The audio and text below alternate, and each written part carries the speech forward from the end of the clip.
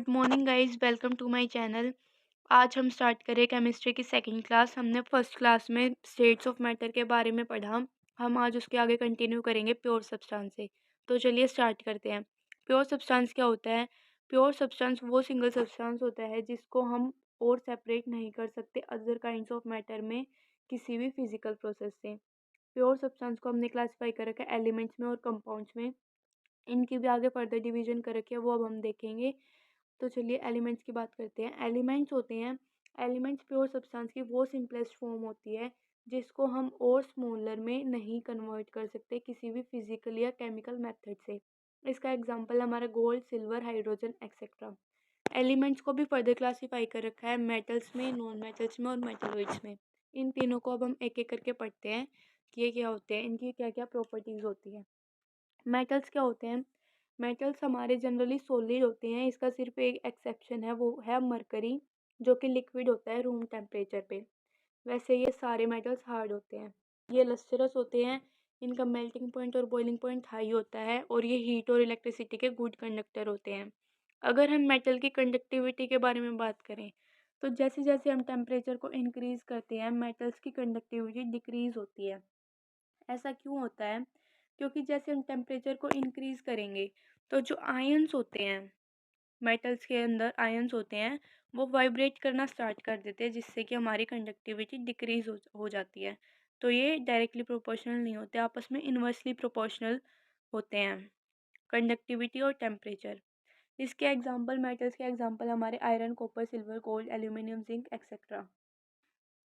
अगर अब हम नॉन मेटल्स की बात करें तो नॉन मेटल्स की जो प्रॉपर्टीज़ होती हैं वो बिल्कुल अपोजिट होती है हमारी मेटल से। मेटल्स हमारे क्या थे? हार्ड थे। नॉन मेटल्स हमारे सॉफ्ट होते हैं और ये लस्टरस नहीं होते। इसका सिर्फ एक एक्सेप्शन है कि जो आयोडीन होता है वो लस्टर की प्रॉपर्टी शो करता है। ये इलेक्ट्रिसिटी और हीट के गुड कंडक्टर नहीं होते, ये पुअर कंडक्टर होते हैं। इसका एक एक्सेप्शन है ग्रेफाइट, जो कि गुड कंडक्टर होता है। और ये ना ही मेलेबल होते हैं ना ही डक्टाइल होते हैं। जो हमारे मेटल्स हैं वे मेलेबल भी होते हैं और डक्टाइल भी होते हैं। मेलेबल का मतलब होता है जो थिन शीट में कन्वर्ट हो जाते हैं और डक्टाइल का मतलब होता है जो थिन वायर्स में कन्वर्ट हो जाते हैं। नॉन मेटल्स का एग्जांपल है hydrogen, carbon, oxygen, nitrogen, sulphur, phosphorus etcetera. इनके दो दो एग्जांपल याद कर लो, बस बहुत है। अब हमने अब तक देखी तीन एक्सेप्शन। मेटल्स में जो हार्ड की एक्सेप्शन देखी वो मरकरी, और नॉन मेटल्स में जो लस्टरस की देखी वो आयोडीन, और जो good conductor of heat electricity की देखी वो ग्रेफाइट। अब देखते हैं मेटलॉइड। मेटलॉइड वे होते हैं जिनकी कॉमन प्रॉपर्टीज होती है मेटल्स और नॉन मेटल्स, मतलब कि ये दोनों की प्रॉपर्टी शो करते हैं। इसके example arsenic, antimony, bismuth etcetera. ये थे हमारे एलिमेंट्स जिनको मेटल्स, नॉन मेटल्स और मेटलॉइड्स में क्लासीफाई कर रखा था। अब हम देखते हैं कंपाउंड्स। कंपाउंड्स क्या होते हैं? कंपाउंड्स वे प्योर सब्सटेंस होते हैं जो दो या दो से ज़्यादा एलिमेंट से मिलकर बने होते हैं और ये एक फिक्स्ड प्रोपोर्शन में होते हैं बाय मास। अगर मैं इसकी एग्जांपल की बात करूँ इसका, तो हमारा हो गया वाटर। जैसे कि वाटर का फॉर्मूला होता है H2O। इसमें जो हाइड्रोजन और ऑक्सीजन होती है वो फिक्स अमाउंट में होती है, ठीक है। इनका जो मास का प्रोपोर्शन होता है H2O में, हाइड्रोजन का और ऑक्सीजन का, वो फिक्स होता है। अब कंपाउंड्स को भी आगे दो में क्लासीफाई कर रखा है, ऑर्गेनिक कंपाउंड्स और इनऑर्गेनिक कंपाउंड्स। ऑर्गेनिक कंपाउंड्स कौन से कंपाउंड्स होते हैं? ये वे कंपाउंड्स होते हैं जो हमें लिविंग सोर्सेज से मिलते हैं। जैसे कि हमारा एग्जांपल हो गया carbohydrates, proteins, oils, fats etcetera. ये सारे हमें लिविंग सोर्सेज से मिलते हैं। इनऑर्गेनिक कंपाउंड्स क्या होते हैं? ये वे कंपाउंड्स होते हैं जो हमें नॉन लिविंग सोर्सेज से मिलते हैं, जैसे कि salt, marble, washing soda etcetera. अब एक होता है मिक्सचर। मिक्सचर क्या होता है? मिक्सचर वो होता है जब दो या दो अलग अलग सब्सटेंस को हम इनडेफिनेट प्रोपोर्शन में आपस में मिला दें तो हमारा मिक्सचर बन जाता है। मिक्सचर की जो प्रॉपर्टीज़ होती हैं वे अनचेंज्ड होती हैं। जैसे कि इसका मतलब है कि अगर हम मान लो एयर है, एयर के अंदर कितनी सारी गैसेस प्रेजेंट होती है तो सबकी अपनी अपनी प्रॉपर्टीज़ होती हैं और सारी इनडेफिनेट प्रोपोर्शन में प्रेजेंट है। एग्जाम्पल है मिक्सचर का milk, sea water, petrol, paint, glass, cement, wood etcetera. अब मिक्सचर को भी आगे दो में क्लासीफाई कर रखा है, होमोजीनियस मिक्सचर और हेट्रोजीनियस मिक्सचर। होमोजीनियस मिक्सचर कौन से होते हैं? होमोजीनियस मिक्सचर वे होते हैं जिनकी कंपोजिशन यूनिफॉर्म होती है। इसका अगर हम जनरल बोले अपनी लोकल लैंग्वेज में तो ये वो होता है जो आपस में बिल्कुल घुल जाते हैं। जैसे कि हमारा एग्जांपल है सॉल्ट का और वाटर का। अगर हम नमक को पानी में मिला दें तो नमक बिल्कुल घुल जाता है। वो हमारा होमोजीनियस मिक्सचर होता है। नमक घुलने के बाद हमें दिखता नहीं है कि भई ये नमक के पार्टिकल्स रह गए। हेट्रोजीनियस में क्या होता है? हेट्रोजीनियस में हम एग्जांपल लेते हैं चॉक पाउडर का और पानी का। अगर हम चॉक पाउडर को पानी में डाल देंगे तो वो घुलता नहीं है। चॉक पाउडर के पार्टिकल्स हमें दिखते रहते हैं। ठीक है? होमोजीनियस में हमें जो पार्टिकल्स डिसॉल्व हो जाते हैं वो माइक्रोस्कोप से भी नहीं दिखते, वे इतने अच्छे तरीके से डिसॉल्व हो जाते हैं। एग्जाम्पल है होमोजीनियस का। एग्जाम्पल हमने देखा सॉल्ट और वाटर का। शुगर वाटर भी ले सकते हैं। आयोडीन को अगर हम CCl4 में मिला दे तो भी ये इसका एग्जाम्पल है। Benzene in toluene, methyl alcohol water. हाइड्रोजीनियस का एग्जाम्पल है sulphur and sand, iron filings and sand etcetera. ऐसे बहुत सारे एग्जाम्पल होते हैं। अब हम देखते हैं कि जो हमारे मिक्सचर होते हैं उनको हम कैसे कैसे सेपरेट कर सकते हैं। इसके अलग अलग बहुत सारे मेथड होते हैं। पहला है सब्लिमेशन।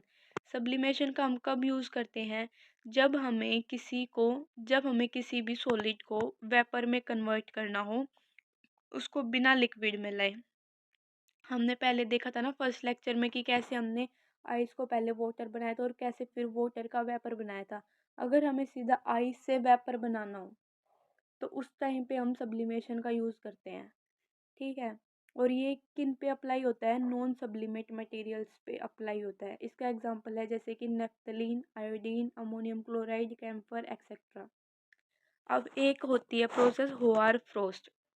देखो, direct conversion of solid into vapour तो हो गया हमारा सब्लिमेशन। अब direct conversion of vapour into solid हमारा क्या हो गया? होआर फ्रोस्ट। ये इंपॉर्टेंट है, ये नोट कर लो, इसको इम्पोर्टेंट मार्क कर लेना। तो अब हम देखते हैं फिल्ट्रेशन। फिल्ट्रेशन में क्या होता है? ये क्विक और कंप्लीट रिमूवल होता है इसमें। जब हम केमिस्ट्री लैब में जाते हैं तो मैम हमें ये जनरली सबको करवा के दिखाती है। इसमें हम एक फ़िल्टर पेपर का यूज़ करते हैं, जिसके ऊपर से अगर हम उस लिक्विड को पास करते हैं तो उसके अंदर जो सस्पेंडेड पार्टिकल्स है वो सारे उस फ़िल्टर पेपर के ऊपर रह जाते हैं। इसका हमारा एग्जांपल है removal of solid particles from the engine oil. जो हमारा कार के इंजन में इंजन ऑयल यूज़ होता है उसके अंदर जो सॉलिड के पार्टिकल्स होते हैं उसको निकालने के लिए फिल्ट्रेशन का यूज़ किया जाता है। और जैसे हम जब चाय बनाते हैं तो चाय में से टी लीव्स को निकालने के लिए भी हम छलनी का यूज़ करते हैं ना, इसी तरीके से फिल्ट्रेशन की प्रोसेस होती है। अब हम बात करते हैं इवापोरेशन की। इवापोरेशन में क्या होता है? इवापोरेशन में हमारा कन्वर्जन होता है लिक्विड का वेपर्स में। लिक्विड का वेपर्स में कन्वर्ट होना कहलाता है इवेपोरेशन। और इवेपोरेशन हमेशा कूलिंग कोज करता है। जब भी जहाँ पर भी इवेपोरेशन की प्रोसेस हो रही होगी वहाँ पे एक कूलनेस लगेगी आपको। जैसे कि जो समर में हमारा वो होता है मटका होता है वो ठंडा हो जाता है, वो इसी वजह से हो जाता है।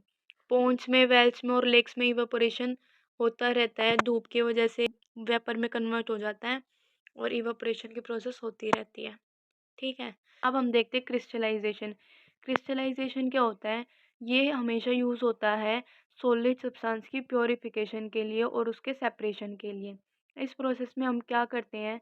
किसी भी इम्प्योर सॉलिड को या फिर मिक्सचर को हम हीट करते हैं किसी सॉल्वेंट के साथ। और कब तक हीट करते हैं? जो हमने सॉल्वेंट लिया है ना उसके बॉइलिंग पॉइंट तक उसको हीट करते हैं। और फिर जो गर्म सॉल्यूशन हमारा बन जाता है उसको हम फ़िल्टर कर देते हैं। जो क्लियर फ़िल्ट्रेट अब हमारे पास बचता है उसको हम कूल्ड करते हैं स्लोली। जैसे मतलब जो वो गर्म सॉल्यूशन हमारे पास बन गया उसको हम रख देते हैं रूम टेम्परेचर पे और वो धीरे धीरे ठंडा होता रहता है। जब वो ठंडा होता है तो उसके कुछ कुछ क्रिस्टल्स बन जाते हैं। जो वो क्रिस्टल बनते हैं वो प्योर सॉलिड क्रिस्टल्स बन के निकलते हैं। इसको हम फिर सेपरेट कर लेते हैं फिर फिल्ट्रेशन से और फिर ये सूख जाते हैं। ठीक है? अब for the separation of more complex mixtures. अगर मान लो हमारे पास जो मिक्सचर है वो बहुत ज़्यादा कॉम्प्लेक्स है तो उसके लिए हम फ्रैक्शनल क्रिस्टलाइजेशन को यूज़ करते हैं, जिसमें जो कंपोनेंट्स होते हैं मिक्सचर के वो अलग अलग इंटरवल पे क्रिस्टलाइज होते हैं। ठीक है? अब हम देखते हैं डिस्टिलेशन। डिस्टिलेशन वो प्रोसेस होता है जिसमें लिक्विड का वेपर में ही कन्वर्ट होता है बाय हीटिंग। फिर उसको हम कंडेंस करते हैं वेपर को लिक्विड में वापस। तो डिस्टिलेशन में हमारा क्या हो गया? वेपराइजेशन और कंडेंसेशन दोनों हो गया। वेपराइजेशन इवापोरेशन को ही बोलते हैं। तो डिस्टिलेशन में ये दोनों चीज़ें आती हैं कि पहले लिक्विड का वेपर में कन्वर्ट होना और फिर वेपर का लिक्विड में कन्वर्ट होना। तो distillation is equals to vaporization plus condensation. This method is employed to separate the liquids which have different boiling points और a liquid from non volatile solid. हाँ, इस मेथड को हम कहाँ पे यूज़ करते हैं? इस मेथड को हम वहाँ पे यूज़ करते हैं जहाँ पे लिक्विड्स का अलग अलग बॉइलिंग पॉइंट होता है, या फिर किसी नॉन वोलेटाइल सॉलिड में से हमें एक लिक्विड को सेपरेट करना हो। एग्जाम्पल हम ले सकते हैं कॉपर सल्फेट का और वाटर का, और मिक्सचर ऑफ वाटर, और जैसे हमने वाटर का मिक्सचर ले लिया और कॉपर सल्फेट, या फिर मिथाइल अल्कोहल, इसको भी हम इससे सेपरेट कर सकते हैं डिस्टिलेशन से। अब हम देखते हैं फ्रैक्शनल डिस्टिलेशन। फ्रैक्शनल डिस्टिलेशन क्या होता है? ये प्रोसेस सिमिलर होती है डिस्टिलेशन के जैसी होती है बिल्कुल, बस इसमें क्या है, एक अलग चीज़ ऐड होती है, इसमें हम फ्रैक्शनेटिंग कॉलम का यूज़ करते हैं। इसका यूज़ हम क्यों करते हैं? जो 2 या 2 से ज़्यादा वोलेटाइल लिक्विड हमारे पास होते हैं, उनको सेपरेट आउट करने के लिए यूज़ करते हैं। जनरली हमें बस ये याद रखना है कि कौन-सी प्रोसेस से हम किसको सेपरेट कर रहे हैं। इसका एग्ज़ाम्पल है मिथाइल अल्कोहल और एसीटोन को हम फ्रैक्शनल डिस्टिलेशन से अलग कर सकते हैं। और ऑक्सीजन, नाइट्रोजन, जितनी भी इनर्ट गैसेज़ होती हैं, उनको अगर हमें लिक्विड एयर से निकालना हो तो हम इसका यूज़ कर सकते हैं। अब है हमारी क्रोमैटोग्राफी। क्रोमा एक लैटिन वर्ड है जिसका मतलब होता है कलर। क्रोमैटोग्राफी एक वो टेक्निक होती है जो कि हमारा जो मिक्सचर के कंपोनेंट्स होते हैं वे अलग अलग टाइम पे एब्जॉर्ब होते हैं, हम जो भी उसमें सूटेबल एब्जॉर्बेंट डालते हैं। अब हम लास्ट देखते हैं सेडिमेंटेशन और डिकेंटेशन। सेडिमेंटेशन, इसको हम एग्जांपल से समझते हैं। मान लो हमने एग्जांपल ले लिया मड का और वाटर का, हमने मड मिला रखी है पानी में, अब हमें इसको सेपरेट करना है तो हम सेडिमेंटेशन और डिकेंटेशन टेक्निक का यूज़ करेंगे। हम उस पानी को अनडिस्टर्ब्ड छोड़ देंगे। उस पानी को अनडिस्टर्ब छोड़ देंगे तो इस पानी को अनडिस्टर्ब छोड़ना, इस प्रोसेस को हम बोलते हैं सेडिमेंटेशन। और फिर जो ऊपर पानी बच गया और नीचे सैंड बैठ गई, तो उस पानी को बाहर निकालना हमारा होता है डिकन्टेशन। तो ऐसे वो पानी बाहर रह जाता है और मिट्टी नीचे रह जाती है। इसको हम, इन प्रोसेसेस को बोलते हैं हम दोनों को, सेडिमेंटेशन और डिकन्टेशन। आई होप कि ये सारी आपको समझ में आ गई होंगी, और प्योर सब्सटेंस, एलिमेंट्स, कंपाउंड्स वगैरह सब कुछ समझ में आ गए होंगे।